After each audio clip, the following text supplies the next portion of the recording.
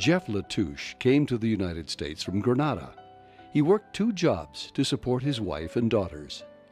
I had met Jeff for the first time at a church meeting. He was a crusader from day one. He understood right away what we did. He had a little entrepreneurial background, loved the business, loved the people, and really wanted to help us bring the message out. And when we had met Jeff, they had a small amount of cash value insurance they were paying a whole bunch for. And we had sat down and basically given 5 times more coverage, or 6 times more coverage than they had had, for not too much more, and he was excited about taking care of his family. Jeff was real big on that, wanted to make sure his kids were taken care of. I had just come into my office about 8:30. All of a sudden I get a phone call from my father and says,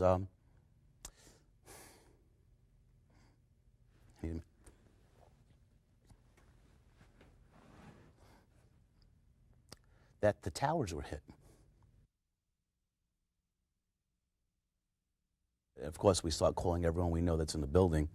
And the next thing that went through my mind was all the people I knew who worked in the Trade Center, Jeff, and all the people we had sat down with at the restaurant, his fellow employees. He tried to make a point that we got to see everybody. And first thing I said is, thank God Jeff's not there. He works evenings.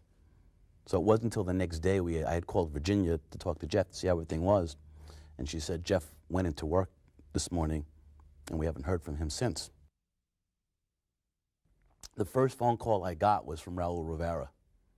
He said he had heard that we had had people in the building, and the conversation was very quick. He says, no matter what you need, our families will be taken care of immediately, and a check was delivered within a week. John DeBarry and Raul Rivera and a lot of the leadership of the company also took the time out to go to the church memorial service for Jeff. We were there day one, every day and every night. Someone came by to sit with her and make sure that she had an extended family around her. And to me, that's what Primerica was all about.